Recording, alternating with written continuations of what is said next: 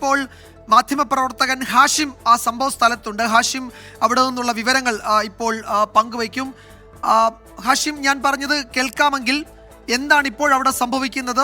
നാട്ടുകാർ ഇപ്പോഴും അവിടെ പ്രതിഷേധം തുടരുകയാണോ? മൃതദേഹം മാറ്റാൻ അനുവദിച്ചില്ല എന്നായിരുന്നു നേരത്തെ കേട്ടത്. എന്താണ് ഇപ്പോഴത്തെ വിവരങ്ങൾ? നിലവിൽ സംഭവ സ്ഥലത്ത് നിന്ന് മൃതദേഹം ഇപ്പോൾ പ്രിയദർശിനി എസ്റ്റേറ്റിന്റെ അടുത്തേക്ക് മാറ്റിയിട്ടുണ്ട്. അപ്പൊ ഇവിടുന്ന് ഹോസ്പിറ്റലിലേക്ക് കൊണ്ടുപോകാനാണ് ഇപ്പൊ നാട്ടുകാർ സമ്മതിക്കാത്തത്. വിവിധ രാഷ്ട്രീയ പാർട്ടികളുടെ ആളുകളൊക്കെ ഇവിടെ എത്തിയിട്ടുണ്ട്. അതുപോലെ മന്ത്രി OR കേളു, വനം വകുപ്പ് ഉദ്യോഗസ്ഥരൊക്കെ എത്തിയിട്ടുണ്ട്. ഇതിൽ വാക്കാലുള്ള ഒരു ഉറപ്പല്ലാതെ ശാശ്വതമായിട്ടുള്ള ഒരു പരിഹാരം എഴുതി നൽകാതെ ബോഡി എടുക്കാൻ അനുവദിക്കില്ല എന്നുള്ളതാണ് ഇപ്പോൾ നാട്ടുകാർ പറയുന്നത്. ഹാഷിം, ഇത് എപ്പോഴാണ് ഈ കടുവയുടെ ആക്രമണം ഉണ്ടായത് എന്നത് സംബന്ധിച്ചുള്ള എന്തെങ്കിലും വിവരങ്ങളുണ്ടോ?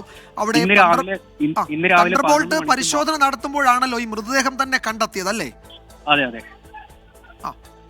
ഏകദേശം 200 മീറ്റർ അപ്പുറത്ത് നിന്നാണ് ബോഡി കിടന്നിൽ നിന്ന് 200 മീറ്റർ അപ്പുറത്ത് നിന്നാണ് ഈ സ്ത്രീയെ കടുവ ആക്രമിച്ചു കൊന്നത്. അവിടെ നിന്ന് കടുവ വലിച്ചഴിച്ച് കൊണ്ടുപോയതായിട്ടുള്ള അടയാളങ്ങളൊക്കെ ആ ഭാഗത്ത്, വനത്തിനോട് ചേർന്നിട്ടുള്ള ഭാഗത്ത് കാണുന്നുണ്ട്. ഒരു എസ്റ്റേറ്റിനും അതുപോലെ വനത്തിനും അടുത്തായിട്ടുള്ള ഒരു പ്രദേശമാണ്. എന്നാൽ അത് വനപ്രദേശം തന്നെയാണ്. പക്ഷെ ഒരു ജനവാസ മേഖലയായിട്ട് കരുതാൻ കഴിയില്ല. ഇവിടെ കുറെ ആദിവാസി ഊരുകളൊക്കെയാണുള്ളത്.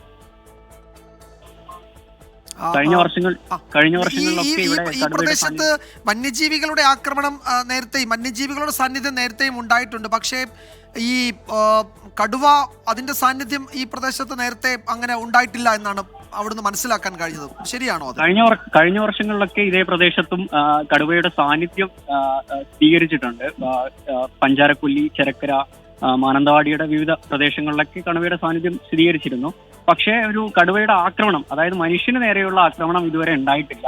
ഇതുവരെ പശുവിനും അതുപോലെ കന്നുകാലികൾക്ക് നേരെയുള്ള ഒരു ആക്രമണം ഉണ്ടായിട്ടുള്ളൂ. പക്ഷെ ഒരു മനുഷ്യന് നേരെയുള്ള ഒരു ആക്രമണം മാനന്തവാടി ഭാഗത്ത് ആദ്യമായിട്ടാണ്. ഹാഷിം, ഇതിപ്പോൾ ഈ കടുവ അങ്ങനെയാണെങ്കിൽ ഈ പ്രദേശത്തുണ്ടാകും. നമ്മൾ കുറെ കൂടി അവിടെയുള്ള ആളുകൾ ജാഗ്രത പാലിക്കേണ്ടി വരുമല്ലോ, അല്ലെ? അത് വനം വകുപ്പ് മുന്നറിയിപ്പ് നൽകിയിട്ടുണ്ടാകുമല്ലോ ഇപ്പോൾ തന്നെ, അല്ലേ? അതെ, തീർച്ചയായും. കഴിഞ്ഞ ഒരു 4-5 വർഷമായിട്ട് സ്ഥിരമായിട്ട് ജനുവരി മുതൽ കടുവയുടെ സാന്നിധ്യം ഈ പ്രദേശത്ത് നിലനിൽക്കുന്നുണ്ട്. തോട്ടം മേഖലയിൽ ജോലി ചെയ്യുന്ന തൊഴിലാളികളൊക്കെയും കടുവയെ സ്ഥിരമായിട്ട് കാണാറുണ്ട്. പക്ഷെ ഈ വർഷം ആരും ഇതുവരെ തന്നെ കടുവയെ കണ്ടിരുന്നില്ല. പക്ഷെ നിലവിൽ സംഭവം നടക്കുമ്പോൾ ഹലോ കേൾക്കുന്നുണ്ടോ? നിലവിലെ സംഭവത്തിന് ശേഷം ഇപ്പം നാട്ടുകാർ വളരെ പേടിയോടുകൂടിയാണ് കഴിയുന്നത്. തോട്ടം മേഖലയിലുള്ള ജോലിക്കാരൊക്കെ ജോലി നിർത്തി ഇപ്പം തോട്ടം മേഖലയിൽ നിന്ന് വീട്ടിലേക്ക് പോയിട്ടുണ്ട്. യെസ്, ഏതായാലും നന്ദി ഹാഷിം. ഈ ഘട്ടത്തിൽ ഇത്രയും വിവരങ്ങൾ നൽകിയതിന് വീണ്ടും താങ്കളെ വിളിക്കുന്നുണ്ട്.